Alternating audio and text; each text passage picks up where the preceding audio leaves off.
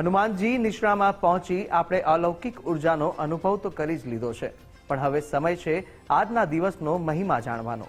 તો ચાલો જાણીએ આજના દિવસનું મહત્વ આશુતોષજી આચાર્ય પાસેથી।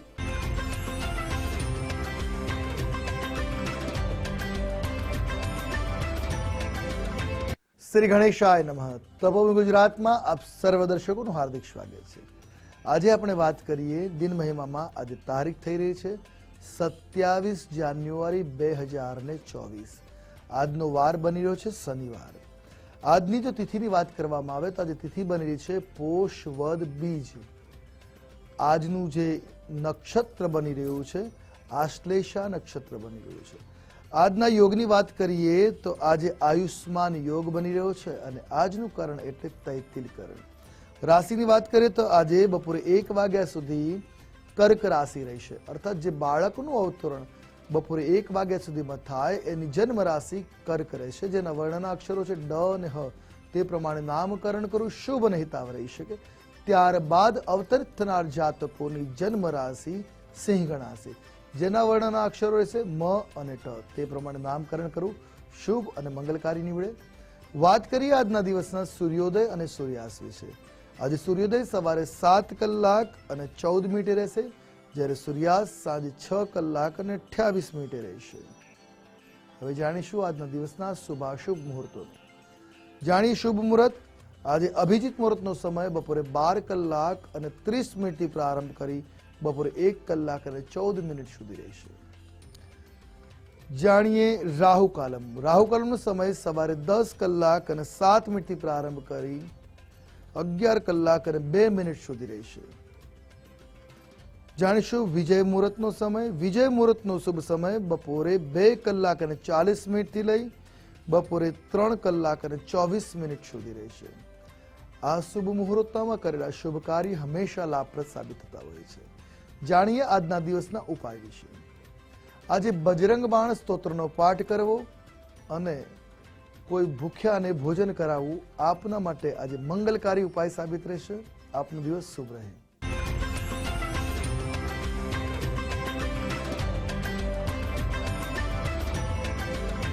તો હનુમાનજીના પાવન ધામની યાત્રા કરી હવે નિહાળીશું આધ્યાત્મિક મહાશક્તિ, જેમાં જાણીએ કે શનિ ગ્રહને અનુકૂળ કરવાના કયા ઉપાયો કરવા।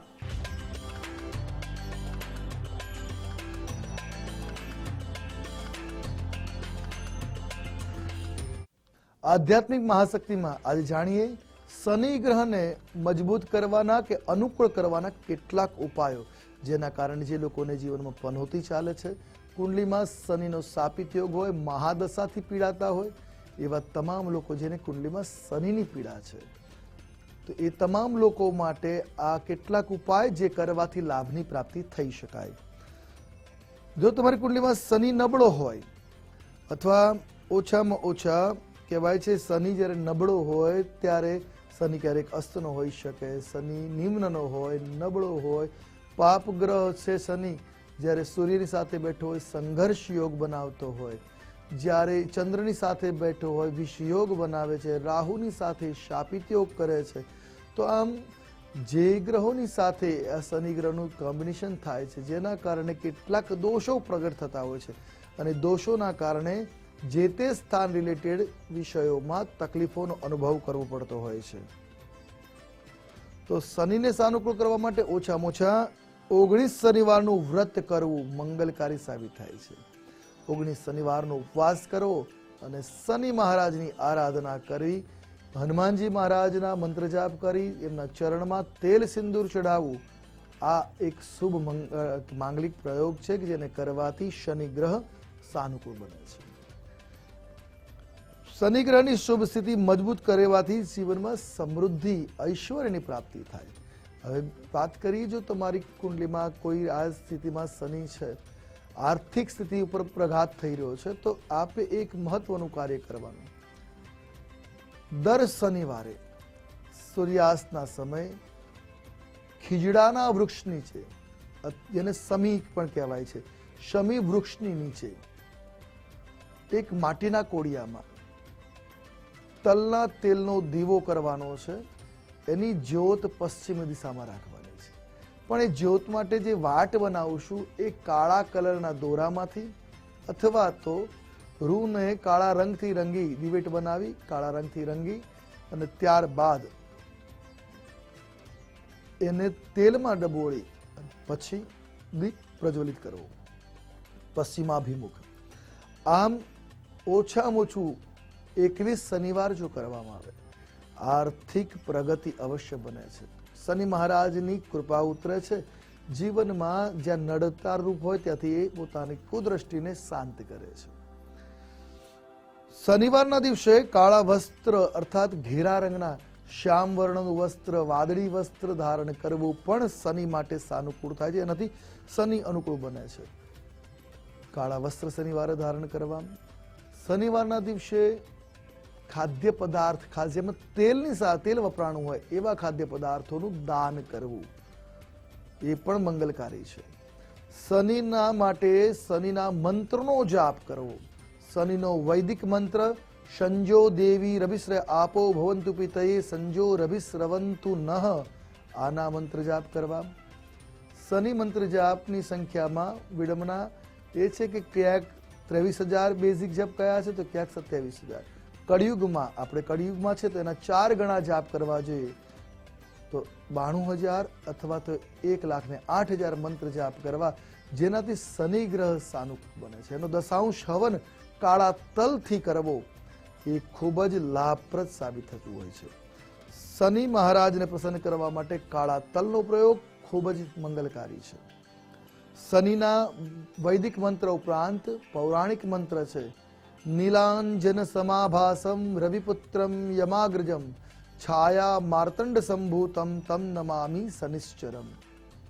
તો શનિનો બીજ મંત્ર 2 પ્રકારના શનિના બીજ મંત્રો અલગ અલગ પુરાણોમાં વર્ણવેલા છે. એક છે અગ્નિ પુરાણ વગેરેમાં વર્ણવેલો ઓમ ખામ ખીમ ખૌમ સહ શનિશ્ચરાય નમઃ અને બીજો મંત્ર છે ઓમ પ્રામ પ્રીમ પ્રૌમ સહ શનિશ્ચરાય નમઃ. આ મંત્રોનો જાપ કરી શકાય જેનાથી પણ શનિ ગ્રહ સાનુકૂળ બનતો હોય છે. શનિવારે એક ઉપાય એક વાસણની અંદર પાણી દૂધ ખાંડ કાળા તલ અને ગંગાજળ ભરીને રાખવું અને ત્યારબાદ મંત્ર જાપ કરવા.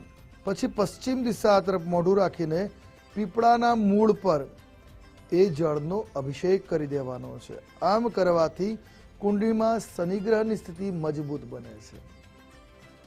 તો આ રીતે અર્ઘ્ય એક પાત્રમાં થોડું દૂધ વિશેષ પાણી થોડી ખાંડ અને કાળા તલ થોડું ગંગાજળ આ બધું એકત્રિત કરી કમસે કમ 1 માળા શનિ મંત્રની અથવા તો શનિ સ્તોત્ર અભિમંત્રિત કરી અને પછી એ જળનો પીપળે અભિષેક કરવો.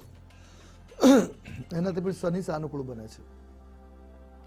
ગોળવાળા પાણીને અભિમંત્રિત કરી દશરથ કૃત શનિ સ્તોત્રથી અભિમંત્રિત કરી પીપળાના મૂળમાં સૂર્યાસ્ત સમયે ચઢાવવું અને ત્યાં સરસવના તેલનો દીવો કરવો. આનાથી પણ શનિ સાનુકૂળ બને છે. શનિવારના દિવસે અડદમાંથી બનાવેલી વાનગી જેમાં પંજરી છે પકોડી છે પુડલા વગેરેનું સેવન કરવું જોઈએ. શનિવારના દિવસે વડા કે અડદની દાળ આનું સેવન કરવાથી પણ તમારો શનિ મજબૂત બને છે. શનિ શરીરમાં હાડકામાં પોતાની સ્થિતિને દર્જ કરે છે તો પોતાના હાડકાને મજબૂત કરવા માટે પણ શનિના જે પદાર્થો છે એનું સેવન કરવું મજબૂતી માટે બહુ મહત્વપૂર્ણ સાબિત થતું હોય છે. શનિવારે તમે કહેવાય છે કેળાનું સેવન કરો અને તેનાથી પણ તમારો શનિ અનુકૂળ બની શકે છે. આ ઉપરાંત શનિવારને દિવસે દાન કરવું જેમાં ધાબળો છે લોઢું છે જૂતા છે છત્રી છે આ બધાના દાન કરવાથી પણ શનિ ગ્રહ સાનુકૂળ બનતો હોય છે. જો શનિ ગ્રહ નબળો છે નિમ્નનો છે કુંડલીમાં તો નીલમનું રત્ન ધારણ કરવું શુભ સાબિત થાય. પણ જો શનિ તમારી કુંડલીમાં બહુ મહત્વની સ્થિતિ ત્રિકોણ અને કેન્દ્રનો સ્વામી બન્યો હોય તો એને યોગ કરતા કહેવાય. શનિ યોગ કરતા હોય તો એનું રત્ન ધારણ કરવું આપના માટે ખૂબ જ મંગલકારી સાબિત થઈ શકે છે. જેનાથી તમારા જીવનની અંદર પ્રગતિના પથ ખુલે છે. શનિના રત્નોમાં મુખ્યત્વે નીલમ, જેને બ્લુ સેફાયર કહીએ છીએ, એ છે.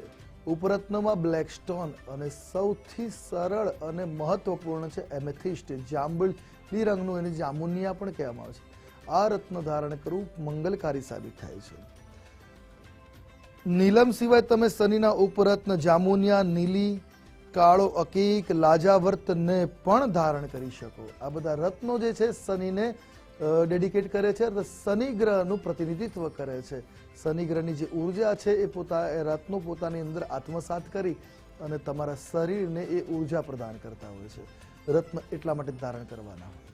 સાથે લોખંડની જો રિંગ તમારી આંગળીમાં, મધ્યમાં આંગળીમાં ધારણ કરો તો પણ શનિ ગ્રહ સાનુકૂળ બનતો હોય છે. આ કેટલાક ઉપાયો કે જેને કરવાથી તમારો શનિ સાનુકૂળ બની રહેશે અને શનિ ગ્રહની પીડામાંથી આપ મુક્ત બની શકો છો. પણ એક મહત્વની વસ્તુ, શનિને સાનુકૂળ કરવા માટે નિયમોનું પાલન કરતા રહેવું જોઈએ. કારણ કે શનિ ન્યાયના પથ ઉપર કોઈનું પણ ચલાવતો નથી, એટલે નિયમોને વળગી રહેવું, એનાથી શનિ ન્યાય પ્રદાતા પણ બની શકે છે. આજે બસ આટલું જ. કાલે ફરી મળીશું નવા વિષય સાથે, નવી વાતો સાથે. કાલે મળીએ ત્યાં સુધી આપ મને તથા આશુતોષ આચાર્ય રજા આપશો. મળીએ ત્યાં સુધી મારા જય ભવાની.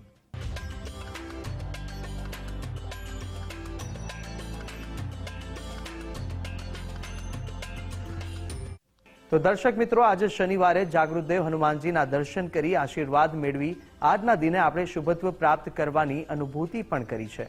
બસ આવી જ રીતે ધર્મ, ભક્તિ અને આધ્યાત્મના પથ પર આપણે ચાલતા રહીશું. પણ આજે બસ આટલું જ. આવતીકાલે ફરી મળીશું. નમસ્કાર.